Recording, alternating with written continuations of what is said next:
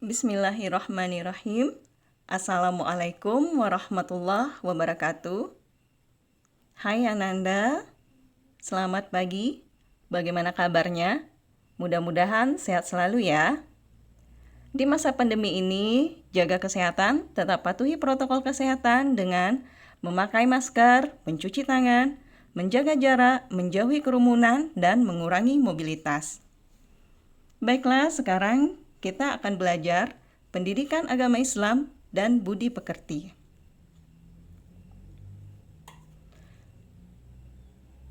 Kali ini kita akan membahas tentang sejarah pertumbuhan ilmu pengetahuan pada masa Bani Umayyah.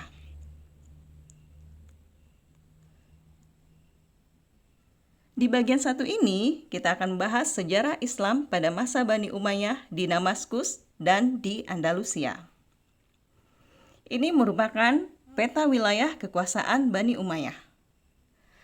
Masa dinasti Umayyah tercatat terbilang cepat dalam menyebarkan ajaran Islam setelah Khulafaur Rasyidin, mulai dari Asia Tengah, Jazirah Arab, Afrika Utara, hingga Andalusia yang ada di Spanyol masuk dalam wilayah kekuasaan Bani Umayyah. Bani Umayyah yang ada di Damaskus berdiri tahun 661 sampai 750 Masehi. Artinya, Bani Umayyah di Damaskus ini berdiri selama 90 tahun. Pendirinya ialah Muawiyah bin Abi Sufyan.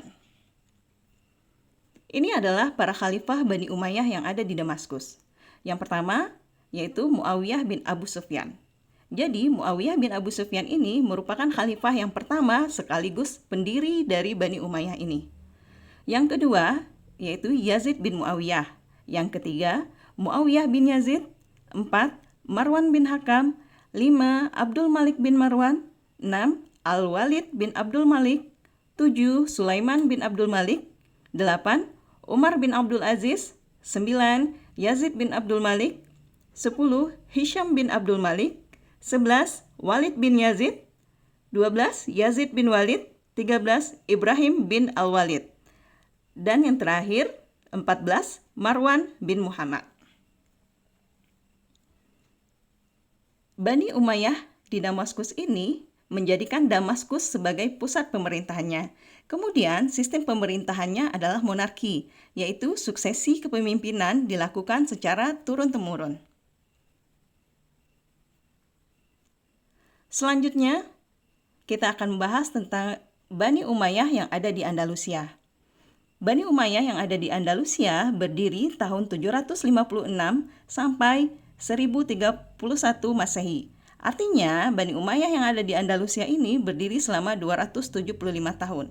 Pendirinya adalah Abdurrahman Ad-Dakhil. Para khalifah Bani Umayyah yang ada di Andalusia. Yang pertama, Abdurrahman Ad-Dakhil yang sekaligus juga pendiri dari Khalifah Bani Umayyah yang ada di Andalusia. Kemudian yang kedua, Hisham bin Abdurrahman. Yang ketiga, Al-Hakam bin Hisham. Yang keempat, Abdurrahman Al-Awsat. 5. Muhammad bin Abdurrahman. 6. Munzir bin Muhammad. 7. Abdullah bin Muhammad.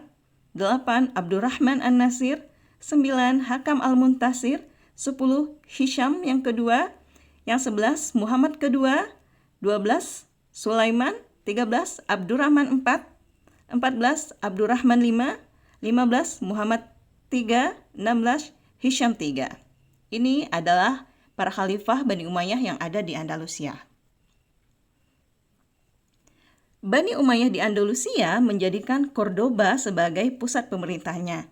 Sistem pemerintahannya sama seperti Bani Umayyah yang ada di Damaskus, yaitu sistem monarki, yaitu suksesi kepemimpinan dilakukan secara turun-temurun. Kemudian, kita berlanjut pada bagian yang kedua, yaitu sejarah perkembangan ilmu pengetahuan dan kebudayaan pada masa Bani Umayyah. Perkembangan ilmu pengetahuan. Pada masa Bani Umayyah, selain ilmu-ilmu agama, ilmu-ilmu umum juga berkembang. Salah satunya adalah ilmu kimia.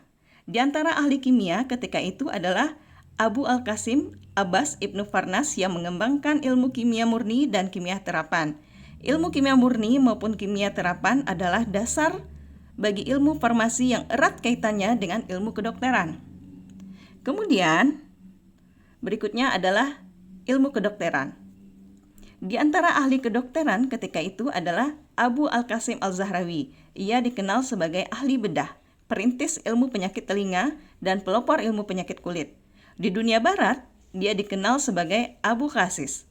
Karyanya berjudul Al-Ta'rif liman ajaza an al-ta'lif, yang pada abad 12 telah diterjemahkan oleh Gerard of Cremona dan dicetak ulang di Genoa pada tahun 1497 Masehi. Kemudian di Basel 1541 Masehi dan di Oxford 1778 Masehi. Buku tersebut menjadi rujukan di universitas-universitas di Eropa. Berikutnya adalah ilmu sejarah.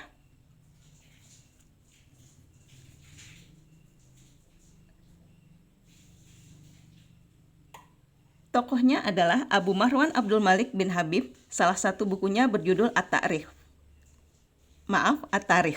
Ia meninggal pada tahun 852 Masehi. Yang kedua, Abu Bakar Muhammad bin Umar, dikenal dengan Ibnu Qutiyah. Karya bukunya berjudul Tarikh Iftitah Al-Andalus. Yang ketiga yaitu Hayyan bin Khalaf bin Hayyan. Karyanya Al-Muqtabis fi Tarikh Rija Al-Andalus dan Al-Matin. Yang keempat yaitu ilmu bahasa dan sastra. Di antara tokoh terkenal bidang sastra ketika itu adalah Ali Al-Khali, karyanya Al-Amali dan Al-Nawadir, wafat pada tahun 696 Masehi. Yang kedua, Abu Bakar Muhammad ibnu Umar.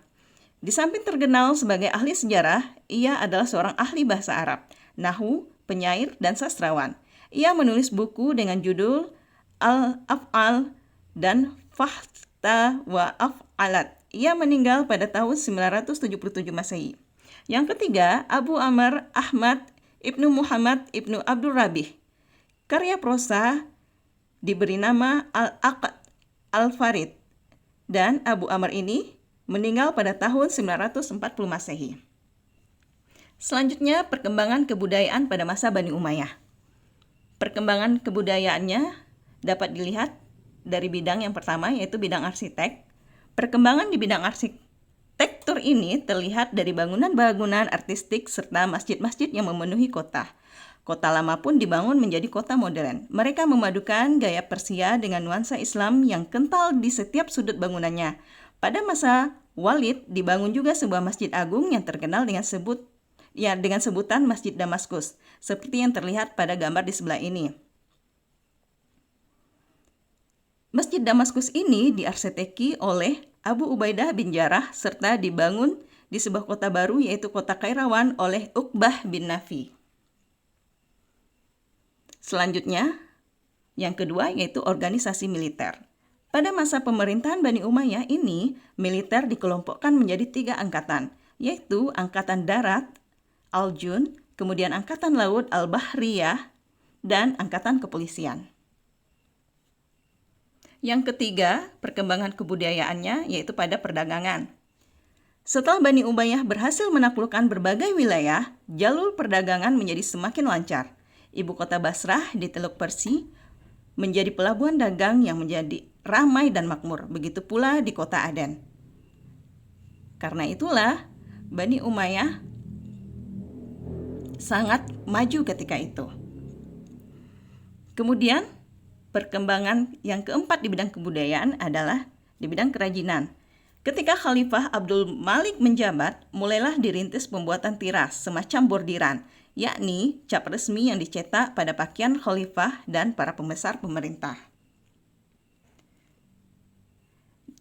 Sekarang kita masuk kepada bagian yang ketiga, yaitu hikmah mempelajari sejarah ilmu pengetahuan Bani Umayyah. Hikmah mempelajari sejarah ilmu pengetahuan Bani Umayyah adalah yang pertama, meningkatkan rasa cinta terhadap ilmu pengetahuan. Kemudian yang kedua, semakin rajin membaca dan menuntut ilmu. Yang ketiga, percaya diri dan pantang menyerah.